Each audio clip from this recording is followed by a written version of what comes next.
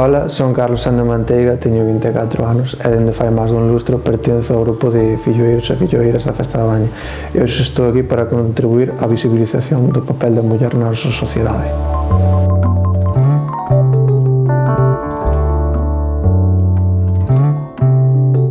Bueno, creo que non hai que ser nin home nin muller para defender as nosas compañeiras. Creo que nunha sociedade todos deberíamos ser iguais en todos os aspectos que nos rodean.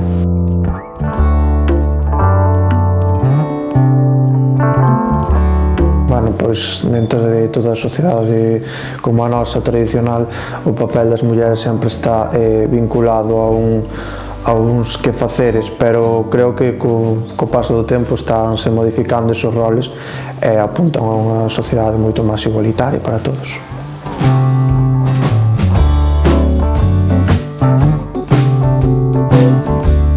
Bueno, obviamente ten aspectos positivos e negativos, non vamos a negar a realidade.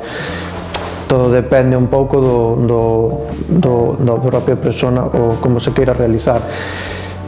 Dun xeito máis tradicional, pois pode ser que encontrara menos obstáculos. Dun xeito máis liberal, si que podría encontrar algunha outra forza opositora, algunha resistencia ao seu modo de vida, pero o que temos que facer como sociedade, empezando por nós mesmos, a nosa xeración, é transicionar e esquecer esos comportamentos e axudar a que se poida desplegar un lado máis positivo para as nosas compañeiras.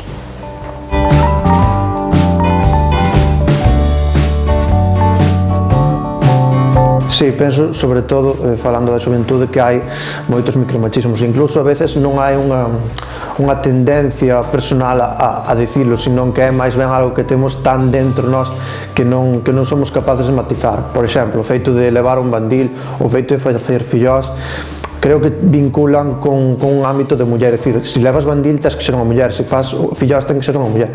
E iso non ten por que ser así. Un home e unha muller deberían poder facer as mesmas accións sen ter que dicirche isto é un traballo de muller, isto é un traballo de home. Creo que nunha sociedade perfectamente igualitaria non deberíamos discriminar se é home ou muller por un traballo.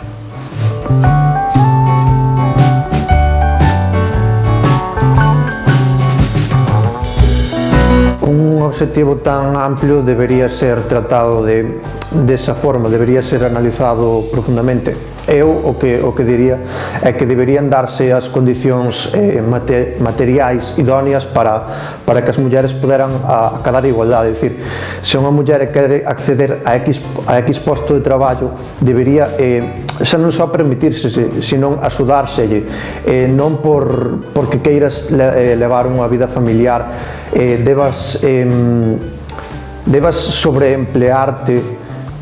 Ten que haber por parte nosa tamén, ten que haber unha axuda hacia elas neste aspecto, e desde logo que me parece sangrante, e aí sí que é moi fácil mellorar, é non discriminar a unha muller nun posto de home, que unha muller non pode ser directivo ou que teña que cobrar 5.000 euros menos. Iso pareceme bastante importante e bastante fácil de cambiar.